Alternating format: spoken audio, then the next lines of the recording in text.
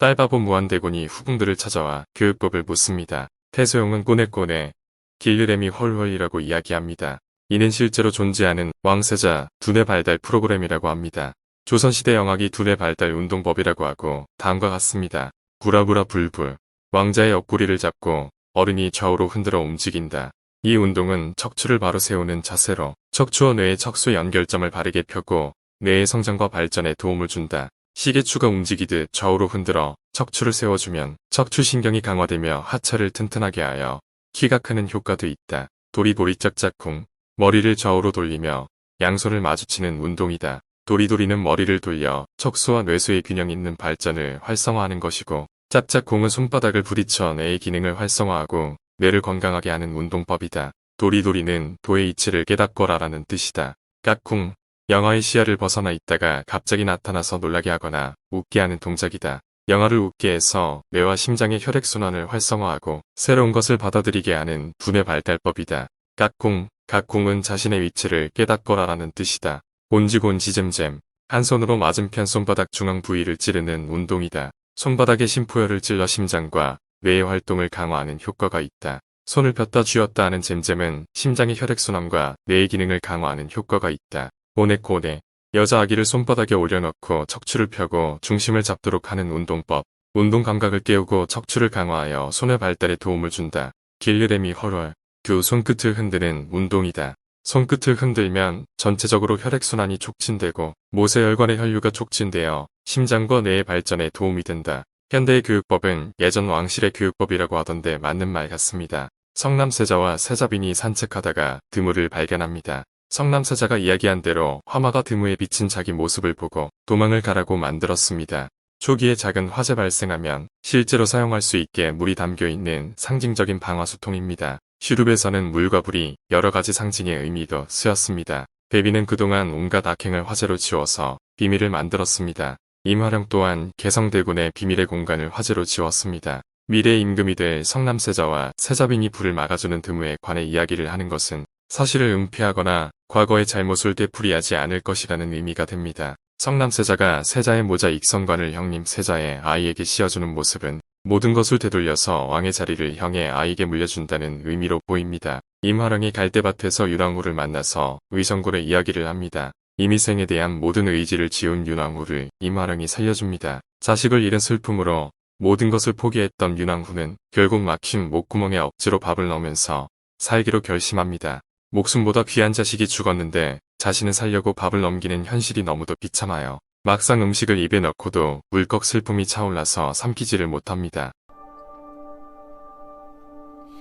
윤왕후는 그렇게 지옥 같은 세상을 견디고 살려고 밥을 먹습니다. 임화령, 중전은 슈룹에서 완벽한 어머니의 상징을 보여주고 있습니다. 중전은 자신의 아이뿐만 아니라 후궁의 아이, 세상의 모든 아이를 담습니다. 심지어 후궁과 왕을 일깨우며 윤왕후를 살리고 황숙엄마저 품는 사실상 존재하지 않는 어머니의 이상향 같은 인물입니다. 초반 오프닝의 김혜수라는 이름 옆에 우산과 항아리는 이런 의미로 보입니다. 또한 공진단은 이러기 위해서 엄청나게 뛰어다니는 활력을 보여주면서 PPL 하는 것으로 보입니다. 김혜숙의 이름 옆에는 연자육 소금 세수를 할 수 있는 뜨거운 물이 나옵니다. 연자육은 연보채 열매입니다. 조선시대 어이가 왕을 치료하기 위해 약재로 처방했을 만큼 효능이 다양한 것으로 알려지면 과다 섭취할 경우 부작용이 있을 수 있어 주의해야 한다고 합니다.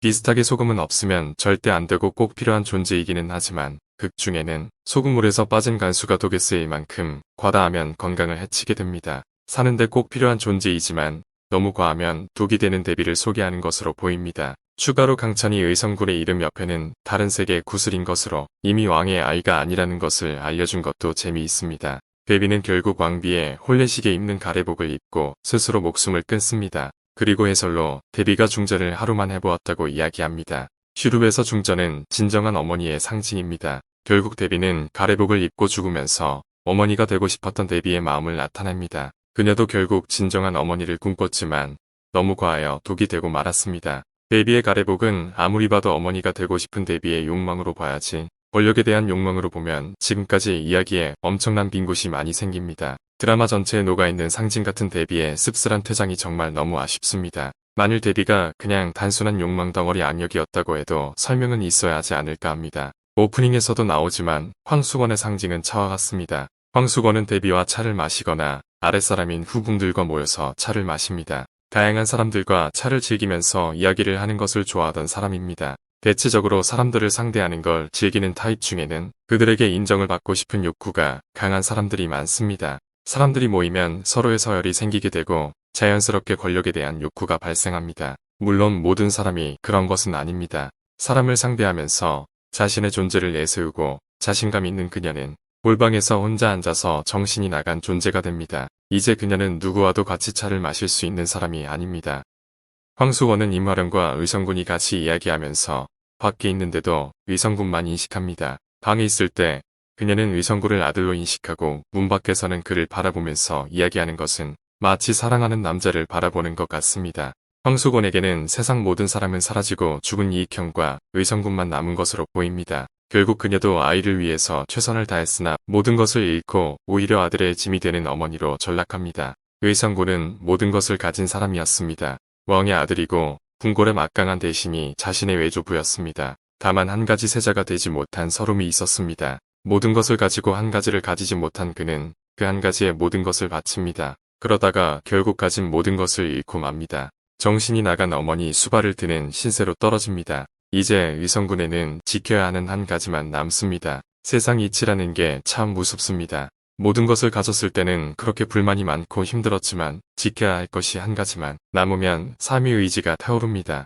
윤왕후는 의성군을 지켜야 하기 위해서 억지로 밥을 넘기고 살게 되고 의성군은 황수건을 지켜야 하기 위해서 살아갑니다. 성남이 가족을 지켜야 하기 위해서 세자가 되고 임화령이 아이를 지키기 위해서 고군분투하듯이 가진 것이나 더 가지고 싶은 것을 위해서 사는 삶보다는 소중한 사람을 지키기 위해서 사는 것이 의미 있는 삶이라고 말하는 것 같습니다. 그렇게 어머니의 존재는 아이를 지키기 위해서 살아가는 존재라고 이야기합니다. 개성대군은 임화령에서 궁을 떠나겠다고 이야기합니다. 둘이 이야기할 때 유독 촛불이 많이 보입니다.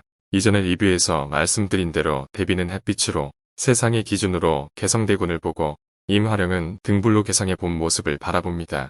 촛불을 두고 이야기하는 것으로 본 모습을 인정하는 임화령의 마음을 의미합니다. 그리고 결국 개성공주는 품을 떠나서 자유롭게 새처럼 날 수 있는 공간으로 갑니다. 아이는 자라서 자신의 세상으로 가야 하고 부모는 이를 인정하고 보내줘야 합니다. 결국 임화령은 개성을 보내주고 또다시 날아오르고 싶은 일영태군을 위해 뛰면서 끝이 납니다. 시간도 너무 촉박하고 미숙해서 엉성한 것들이 많았습니다. 하고 싶은 이야기가 더 많고 준비한 것도 있는데 여건이 되지 못하여 못한 부분이 너무 많아 아쉽습니다. 저도 그런데 슈룹 제작진도 엄청 아쉬운 부분이 많을 것 같습니다. 항상 리뷰를 봐주셔서 감사합니다. 계속해서 좋은 드라마 리뷰 올리도록 하겠습니다. 꼭 구독, 좋아요 부탁드립니다. 얼른 가라.